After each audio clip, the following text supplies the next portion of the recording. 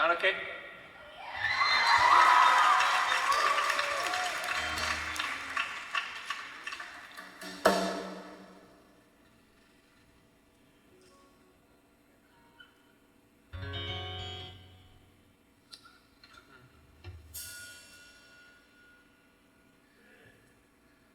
This song, Stand Inside Your Love,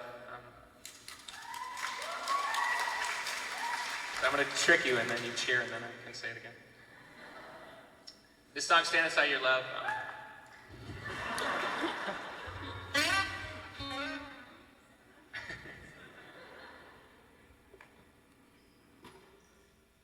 every once in a while every once in a while a song comes and it comes so fast that you can't even almost remember how it happened. And you almost feel kind of guilty because you almost feel like you don't own the song.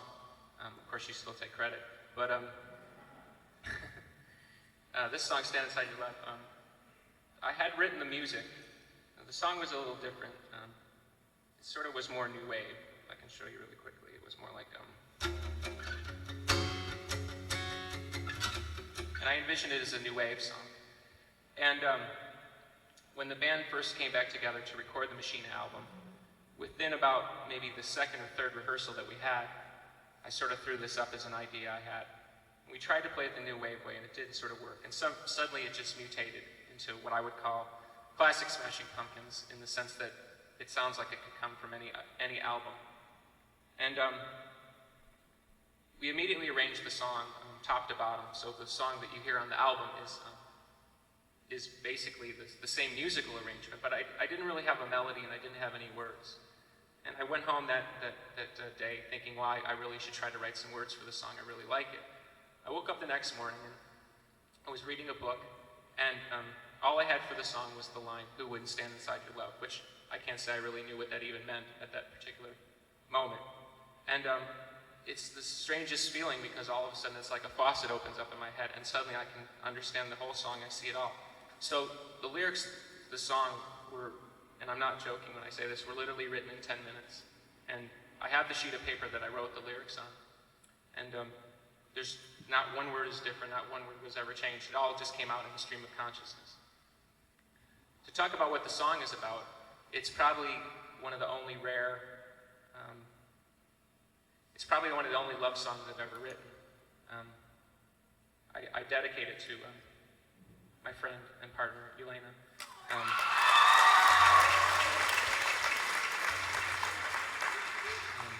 She doesn't like me very much right now, so it's true.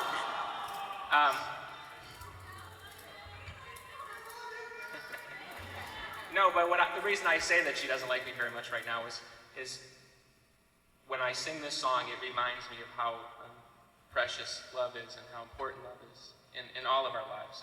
And even though I wrote this song for a person, I would say to anyone who likes this song that I also write it for you in the sense that I'm trying to express that feeling, that when you really try to explain to somebody how much you really care about them. So this is, maybe she'll forgive me.